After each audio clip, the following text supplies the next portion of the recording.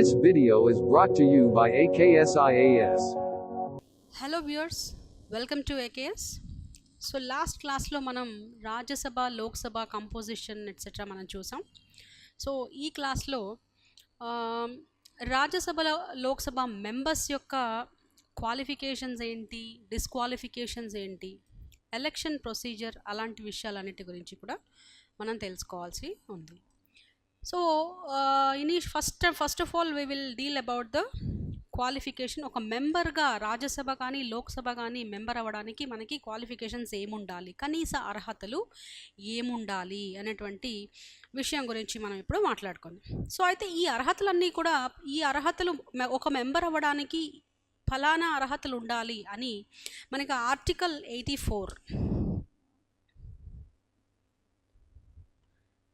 84 మనకి నిర్దేశిస్తుంది. కనీసం ఈ అర్హతలు ఉండాలి అనేటువంటి నిర్దేశాలను మనకి ఆర్టికల్ 84 ప్రకారం ఈ కనీస అర్హతలు ఒక మెంబర్ అవ్వడానికి ఉండాలి. సో ఏంటవి? First of all, citizen of India అంటే భారత పౌరుడై ఉండాలి. ఒక వ్యక్తి రాజ్యసభకు కానీ లోక్సభకు కానీ ఎన్నిక కాబడాలంటే భారత పౌరుడై ఉండాలి. అలాగే minimum age Rajya Sabha point of వ్యూలో 30 years, లోక్సభ పాయింట్ ఆఫ్ వ్యూలో 25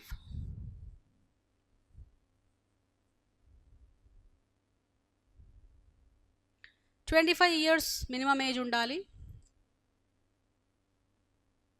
ఆ వ్యక్తి సిటిజన్ ఆఫ్ ఇండియా అయి ఉండాలి. సో ఇవి కనీస అర్హతలు. వీటితో పాటు పార్లమెంట్ కొన్ని అర్హతలను ప్రిస్క్రైబ్ చేస్తుంది. సో ఈ అర్హతలను ప్రిస్క్రైబ్ చేసేటువంటి దిశలో parliament representation of people's act 1951 అని ఒక చట్టాన్ని తయారు చేసింది. ఈ చట్ట ప్రకారం ఇంకా కొన్ని క్వాలిఫికేషన్స్ని అంటే అర్హతలను ప్రవేశపెడుతుంది. ఏంటవి? ఒకటి, ఒక పార్లమెంట్కి అంటే ఏ మెంబర్ అవ్వాలి రాజ్యసభ కానీ లోక్సభ కానీ అంటే పార్లమెంట్ నియోజకవర్గం నుండి ఏదైనా ఒక పార్లమెంటరీ నియోజకవర్గంలో ఆ వ్యక్తి ఓటర్ అయి ఉండాలి, ఎలక్టర్ అయి ఉండాలి. ఓకే. సో ఇంతకుముందు ఫర్ ఎగ్జాంపుల్ రాజ్యసభ అనేది ఏంటి? స్టేట్స్ యొక్క రిప్రజెంటేషన్. ప్రతి స్టేట్ నుంచి కూడా మనకి కొంతమంది మెంబర్స్ని రాజ్యసభకు ఎన్నుకోబడతాం. అయినప్పటికీ ఏ స్టేట్ నుంచి అయితే రాజ్యసభ ఒక స్టేట్ నుంచి ఒక అభ్యర్థి రాజ్యసభకు ఎలక్ట్ కాబడితే ఆ వ్యక్తి ఆ స్టేట్కే చెందినవాడు అయ్యి ఉండాల్సినటువంటి అవసరం లేదు అని 2003లో మనకి అలా అయ్యి ఉండాల్సిన అవసరం లేదు అనేటువంటి విషయం మనకి 2003లో స్పష్టీకరణ ఇవ్వడం జరిగింది పార్లమెంట్. ఓకే. సో అంటే ఏదైనా ఒక పార్లమెంటరీ నియోజకవర్గంలో ఆ వ్యక్తి పార్లమెంట్కి ఎన్నుకోబడాలి అంటే either for Lok Sabha or Rajya Sabha ఎన్నుకోబడాలి అంటే ఏదైనా ఒక పార్లమెంటరీ నియోజకవర్గంలో అతను ఓటర్ అయి ఉండాలి. ఓకే. అండ్ దెన్ ఒకవేళ ఒక వ్యక్తి పార్లమెంట్లోని SC/ST మెంబర్గా అంటే SC/ST సీటుకి కనుక ఎలక్ట్ కాబడాలనుకుంటే ఆ వ్యక్తి కంపల్సరీగా SC లేదా ST ఏ సీటుకైతే పోటీ చేస్తున్నాడో ఆ వర్గానికి చెందినటువంటి వ్యక్తి అయి ఉండాలి. సో అంటే మనకున్నటువంటి ఇచ్చినటువంటి క్వాలిఫికేషన్స్లో కనీసం ఉన్నటువంటి ఏజ్ రిలేటెడ్గా కానీ పౌరసత్వం ఒకటి, ఇక మిగిలిన రెండు పార్లమెంట్ తన రిప్రజెంటేషన్ ఆఫ్ పీపుల్స్ యాక్ట్ 1951 ఈ చట్టం ద్వారా ప్రవేశపెట్టినటువంటి అర్హతలు. ఫైన్. మరి డిస్క్వాలిఫికేషన్స్ ఏముండాలి? అంటే ఎలా ఒక మెంబర్ అంటే రాజ్యసభకు కానీ లోక్సభకు కానీ మెంబర్ కావడానికి అనర్హతలు ఏంటి? ఆ అనర్హతల గురించి ఏ ఆర్టికల్ చెప్తుంది అంటే ఆర్టికల్ 102. అర్హతలేమో ఆర్టికల్ 84 అయితే అనర్హతల గురించి చర్చించే ఆర్టికల్ 104. సో ఈ ఆర్టికల్ ప్రకారం అనర్హతలు అంటే ఏంటి అంటే ఫస్ట్ ఆఫ్ ఆల్ కేంద్ర ప్రభుత్వంలో కానీ రాష్ట్ర ప్రభుత్వంలో కానీ ఏదైనా ఉద్యోగ నిర్వహణలో గనక ఉంటే దానిని ఆఫీస్ ఆఫ్ ప్రాఫిట్ అని ఇంగ్లీష్లో మనం అంటాం. సో ఈ ఉద్యోగ నిర్వహణలో ఉన్నటువంటి వ్యక్తి ఉంటే కనుక అతను మెంబర్గా ఎలక్ట్ అయిన తర్వాత కూడా ఈ ఉద్యోగ నిర్వహణలో ఉంటే అతడు అనర్హుడు. అలాగే కొన్ని కొన్ని పోస్టులు ఉన్నాయి. ఫర్ ఎగ్జాంపుల్ రాష్ట్రపతి, ఉపరాష్ట్రపతి ఇలాంటి, లేదా మంత్రి పదవి, ఇవన్నీ కూడా ఎక్సెప్షన్స్ కింద పార్లమెంట్ చెప్తుంది. సో పార్లమెంట్ కొన్ని ఉద్యోగాలను మినహాయించింది, అవి తప్ప ఇతరత్ర ఏ ఉద్యోగం అయినా కూడా కేంద్ర ప్రభుత్వం, రాష్ట్ర ప్రభుత్వంలో కనుక ఉద్యోగిగా ఉన్నట్లయితే అతను పార్లమెంట్ మెంబర్ కావడానికి అనర్హుడు. అంటే మీరు ఫర్ ఎగ్జాంపుల్ ఎవరైనా ఒక కేంద్ర ప్రభుత్వ ఉద్యోగి పార్లమెంట్లో పోటీ చేయాలనుకుంటే మొట్టమొదటి తన ఉద్యోగానికి రాజీనామా చేయాలి. చేసిన తర్వాతే పార్లమెంట్లో మెంబర్గా పోటీ చేయడానికి అతను అర్హుడు. రైట్. ఇక నెక్స్ట్ అనర్హతగా మనం అన్సౌండ్ మైండ్, అంటే చిత్త చాంచల్యం, అంటే సరిగా మతి స్థిమితం లేకుండా ఉండటం, అన్సౌండ్ మైండ్ ఉండేటువంటి వ్యక్తిని కూడా, అంటే అలాంటి వ్యక్తి అలా ఎవరినైనా ఒక వ్యక్తిని కోర్టు కనుక ఇతను చిత్త చాంచల్యం ఉన్నటువంటి వ్యక్తి, అంటే అన్సౌండ్ మైండ్ ఉన్నటువంటి వ్యక్తిగా కోర్టు తీర్పు ప్రకటిస్తే అలాంటి వ్యక్తులు కూడా పార్లమెంట్లో మెంబర్ అవడానికి అనర్హులే. అండ్ అన్డిశ్చార్జ్డ్ ఇన్సాల్వెంట్, అంటే విడుదల చేయబడినటువంటి దివాళా తీసినటువంటి వ్యక్తి అయినా కూడా పార్లమెంట్లో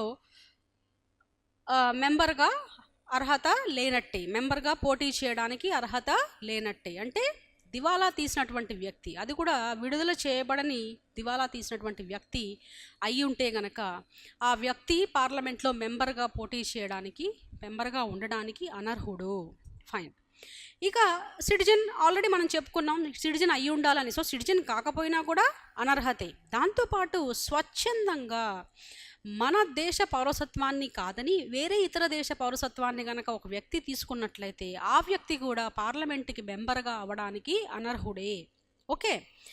అండ్ ఇవి మాత్రమే కాకుండా పార్లమెంట్ ఇంకా కొన్ని అనర్హతలను అదనంగా కూడా పొందుపరిచింది.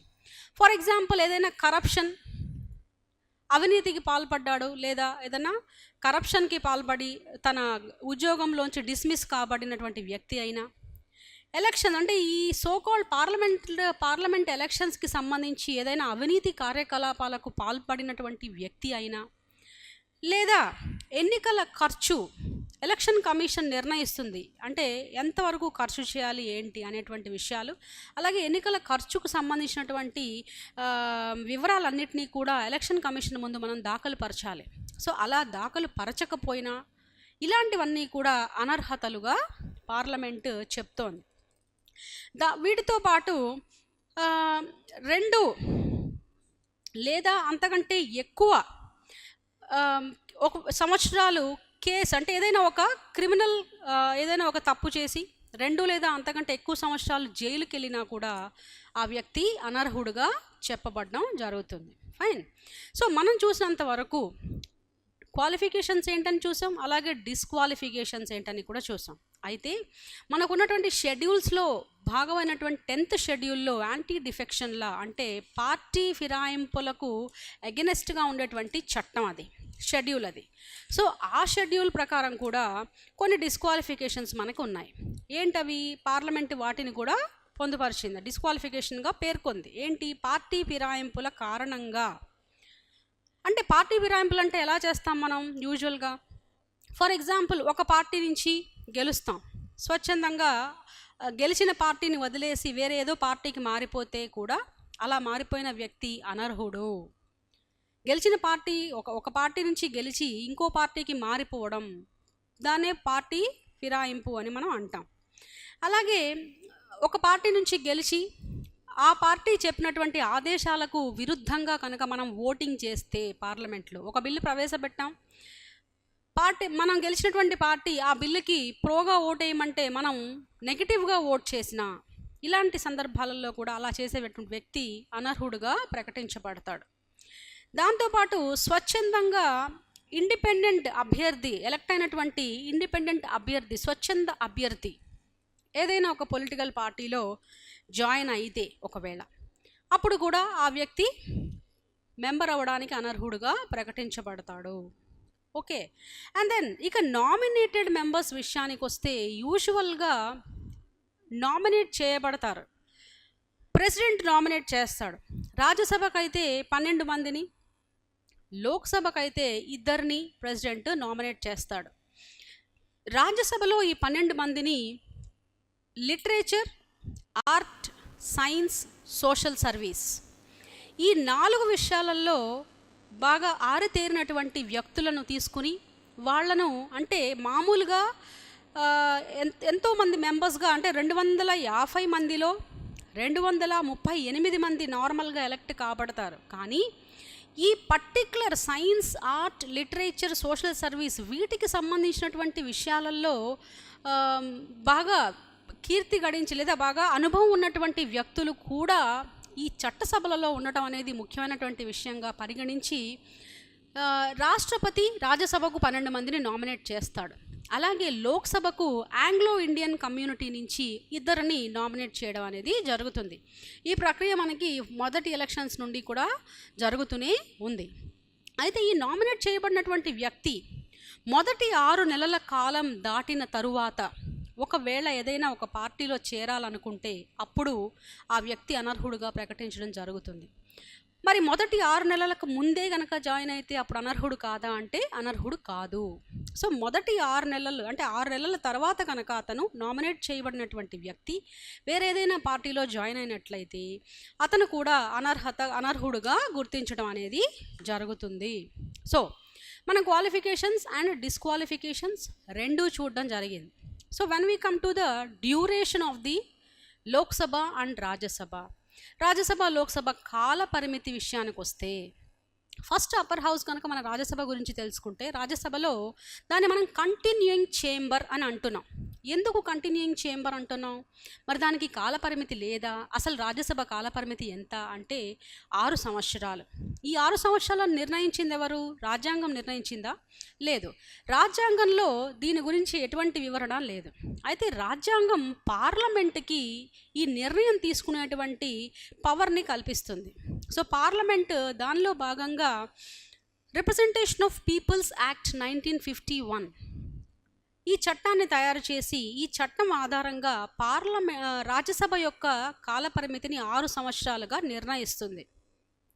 మరి దాన్ని కంటిన్యూయింగ్ చేంబర్ అని పర్మనెంట్ బాడీ అని ఎందుకు అంటున్నాము అనే విషయానికి వస్తే రాజ్యసభలో ప్రతి 2 సంవత్సరాలు దాటిన తర్వాత 1/3 మెంబర్స్ అంటే ఫర్ ఎగ్జాంపుల్ 250 మంది ఉన్నారు కదా, దీంట్లో 1/3 మెంబర్స్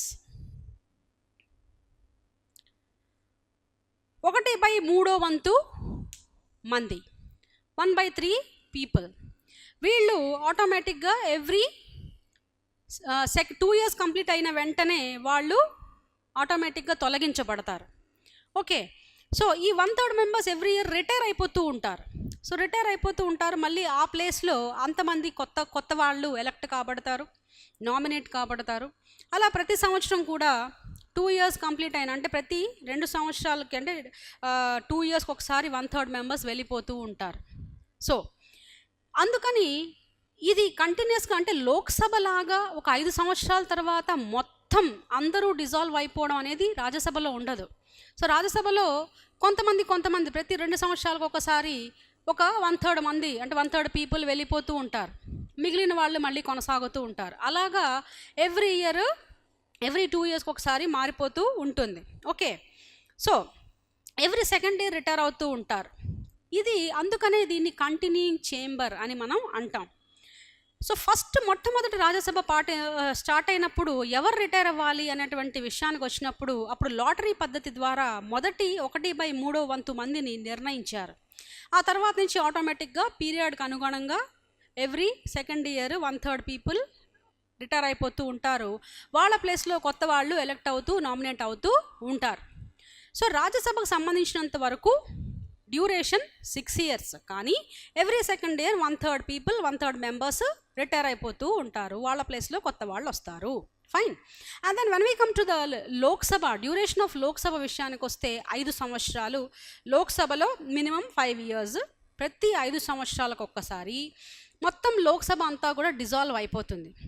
5 సంవత్సరాలు ఎప్పటి నుంచి లెక్క పెట్టాలి అంటే ఫస్ట్ మీటింగ్ ఎప్పుడైతే జరుగుతుందో, జనరల్ ఎలక్షన్స్ అయిన తర్వాత లోక్సభ యొక్క మొదటి మీటింగ్ ఏ రోజు అవుతుందో అక్కడి నుంచి 5 సంవత్సరాల కాలం పాటు ఆ లోక్సభ ఉంటుంది. 5 సంవత్సరాల కాల పరిమితి అయిపోగానే ఆటోమేటిక్గా లోక్సభలో ఉన్నటువంటి మెంబర్స్ అందరూ కూడా ఆ లోక్సభ డిజాల్వ్ అయిపోతుంది. కొత్త మెంబర్స్ ఎలక్ట్ కాబడి మళ్ళీ కొత్తగా లోక్సభ ఫామ్ అవుతుంది. ఓకే, సో ఇది పర్మనెంట్, లోక్సభ అనేది పర్మనెంట్ హౌస్ కాదు. ఫైన్. అయితే ఈ 5 సంవత్సరాలకు ముందు 5 సంవత్సరాల వరకు అయినా కనీసం ఇది పర్మనెంట్గా ఉంటుందా అంటే అది కూడా ఉండదు. ఒక్కోసారి ప్రెసిడెంట్ కొన్ని అనివార్య కారణాల వల్ల 5 సంవత్సరాల కంటే ముందే లోక్సభని డిజాల్వ్ చేసేటువంటి అవకాశం ఉంది. ఓకే, అండ్ దెన్ ఇక మనం మనం ఆల్రెడీ చూసాం, ఎమర్జెన్సీ వీడియోలు ఉన్నాయి మనకి. నేషనల్ ఎమర్జెన్సీ ఇవన్నీ కూడా మనం చూసాం. ఫినాన్షియల్ ఎమర్జెన్సీ, స్టేట్ ఎమర్జెన్సీ మనకి వీడియోలు ఉన్నాయి.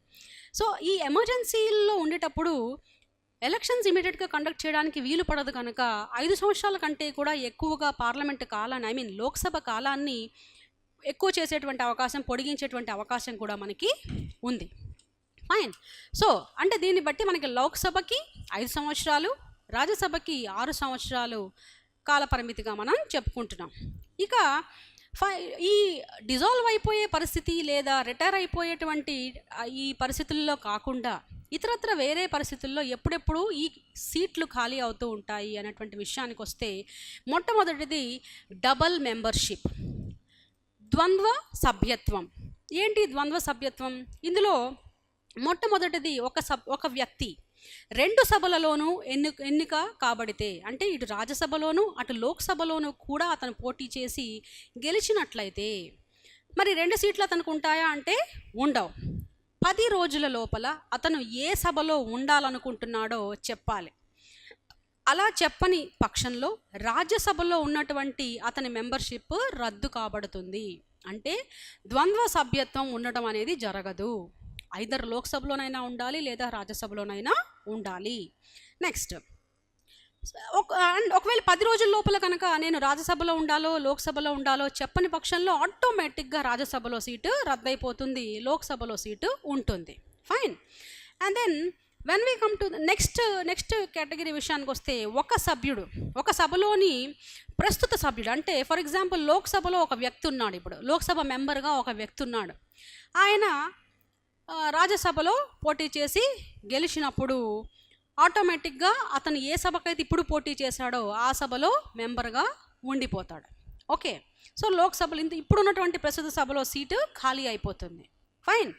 అండ్ ఇదంతా నెక్స్ట్, ఒకే సభలో 2 సీట్లు, అంటే 2 నియోజకవర్గాల నుంచి పోటీ చేసి లోక్సభలోనే లేదా రాజ్యసభలో కానీ ఒకే సభలో 2 సీట్లు కనుక అతనికి వచ్చి ఉంటే, 2 సీట్లలో అతను గెలిచి ఉంటే అప్పుడు కూడా ఒకటి ఎంచుకోవాలి, ఏదో ఒకటి ఎంచుకోవాలి. అలా ఎంచుకోని పక్షంలో 2 సీట్లు కూడా ఖాళీ అయిపోతాయి. ఏదో ఒకటి ఉండడం అనేది జరగదు. మనం మొదటి కేసులో చెప్పుకున్నట్టు 2 సభలలో ఎన్నుకోబడ్డం వేరు, ఒకే సభలో 2 నియోజకవర్గాల నుంచి ఎన్నుకోబడ్డం వేరు. సో 2 సభలలో ఎన్నుకోబడినప్పుడు మనం గనక 10 రోజుల లోపల ఏ సభలో మనం మెంబర్గా కంటిన్యూ అవ్వాలనుకుంటున్నామో చెప్పని ఎడల రాజ్యసభలో సీటు వేకెంట్ అయిపోతుంది, లోక్సభలో సీటు ఉంటుంది. అలా కాకుండా ఒకే సభలో 2 నియోజకవర్గాల నుంచి పోటీ చేసి రెండిట్లోనూ గెలిచినప్పుడు ఏ నియోజకవర్గంలో గెలిచిన సీట్లో మనం ఉంటామనేది మనం గనక స్పష్టీకరణ చేయనట్లయితే అప్పుడు 2 సీట్లు కూడా వేకెంట్ అయిపోతాయి. ఓకే, సో ఇలాగా మనకి ఏదైనా కానీ ఈ ద్వంద్వ సభ్యత్వం అనేది ఉండడం అనేది జరగని పని అన్నమాట. సో అలాంటప్పుడు మనకి సీట్లు ఖాళీ అవుతూ ఉంటాయి. ఓకే, ఇక మిగిలింది పార్లమెంట్ మరియు శాసనసభ. ఈ రెండిట్లో కనుక ఒకవేళ ఒక వ్యక్తి గెలిచినట్లయితే, అంటే ఆయన తన రాష్ట్ర శాసనసభలోనూ పోటీ చేశాడు, అలాగే పార్లమెంట్లోనూ పోటీ చేశాడు, రెండిట్లోనూ గెలిచాడు. అప్పుడేమవుతుంది అంటే 14 రోజుల లోపు ఏదో ఒక దానికి రాజీనామా చేయాలి. అలా చెయ్యని పక్షంలో పార్లమెంటు సీటు ఖాళీ అవుతుంది, రాష్ట్ర శాసనసభ సీటు ఉంటుంది. సో 14 రోజుల్లో ఒకవేళ అతను పార్లమెంట్లోనే కంటిన్యూ కావాలనుకుంటున్నాడు అనుకోండి, అప్పుడు రాష్ట్ర శాసనసభ సీటుకి రాజీనామా చేసేయాలి. ఇదంతా 14 రోజుల లోపల జరగాలి. సో జరిగినట్లయితే తప్పకుండా ఈ పార్లమెంట్లో సీటు పోతుంది. ఒకవేళ అలా ఇవ్వకపోతే పార్లమెంట్లో సీటు వేకెంట్ అయిపోతుంది. అతను రాష్ట్ర శాసనసభ సభ్యుడిగా ఉండిపోతాడు. ఫైన్. సో ఇలా అండ్ ఈ ద్వంద్వ సభ్యత్వం కాకుండా మనం ఇంతకు ముందు చెప్పుకున్నాం డిస్క్వాలిఫికేషన్స్ అని కదా, రకరకాల for example citizen of India కాకపోయినా, సరైనటువంటి ఏజ్ లేకపోయినా, అలాగే ఒకవేళ అతను ఏదైనా పార్లమెంటరీ నియోజకవర్గంలో ఓటర్గా లేకపోయినా, ఇలా అన్ని రకాల డిస్క్వాలిఫికేషన్స్ విషయంలో అతను కనుక డిస్క్వాలిఫై అయితే కూడా సీటు వేకెంట్ అవుతుంది. ఇక మూడవది రెసిగ్నేషన్. తనంతట తాను స్వచ్ఛందంగా రాజీనామా చేసినట్లయితే ఒక సభ్యుడు ఆటోమేటిక్గా సీటు వేకెంట్ అవుతుంది. అండ్ దెన్ ఇంకా యాబ్సెన్స్ అంటే గైర్హాజరు, యాబ్సెన్స్. పార్లమెంట్లో సభ్యుడి డ్యూటీ ఏంటి? చట్టసభల సమావేశాలకు వెళ్ళి అక్కడ జరుగుతున్నటువంటి శాసనాలు తయారు చేసేటువంటి ప్రక్రియలో తాను పాల్గొని ఆ బిజినెస్లో, అంటే అక్కడ ఉన్నటువంటి వ్యవహారాన్ని మనం బిజినెస్ అంటాము, ఇది వ్యాపారం కాదు. సో పార్లమెంట్లో జరిగేటువంటి బిజినెస్లో ఇతను కూడా పాల్గొని దానికి సంబంధించినటువంటి పనులు చేయాలి. సో అలా కనుక ఒక వ్యక్తి ఎవరైనా ఒక సభ్యుడు 60 రోజుల కంటే ఎక్కువ మినిమం, అంటే కనీసం అనుమతి లేకుండా ఒక 60 రోజుల సమావేశాలకు గనక అటెండ్ కాలేదంటే, 60 రోజుల పాటు పార్లమెంటు లేదా పార్లమెంటు సమావేశాలకు గైర్హాజరు అయినట్లయితే ఒక వ్యక్తి, అతని సీటు కూడా వేకెంట్ అవుతుంది. ఓకే. ఇక ఇతర సందర్భాలు కూడా కొన్ని ఉన్నాయి. ఫర్ ఎగ్జాంపుల్ ఎలక్షన్ కమిషన్, అంటే అతను గెలిచినటువంటి ఎలక్షన్ చెల్లదు అని కోర్టు తీర్పిచ్చినా, లేదా సభ నుండి అతను బహిష్కరింపబడినా, తాను ఏ సభలో ఎన్నికయ్యాడో ఆ సభ నుండి బహిష్కరింపబడినా, లేదా ప్రెసిడెంట్ లేదా వైస్ ప్రెసిడెంట్ లేదా గవర్నర్ లాంటి పదవులకు ఎన్నికైనా, అలాంటి పరిస్థితుల్లో కూడా అతని యొక్క సీటు వేకెంట్ అవుతుంది. సో ఇప్పటి వరకు మనం క్వాలిఫికేషన్స్ చూసాం, అలాగే డ్యూరేషన్ ఆఫ్ ద హౌస్, తర్వాత ఎలాంటి పరిస్థితుల్లో ఈ డిస్క్వాలిఫికేషన్స్, అంటే ఎలాంటి పరిస్థితుల్లో ఈ సీట్లు వేకెంట్ అవుతాయి రెండు సభల్లో కూడా, ఇటు రాజ్యసభలో అటు లోక్సభలో అనే విషయాలు మనం చూసాం. ఫర్దర్గా నెక్స్ట్ విషయాలన్నీ కూడా నెక్స్ట్ వీడియోలో మనం చూద్దాం. Until then take care. This video is brought to you by AKSIAS.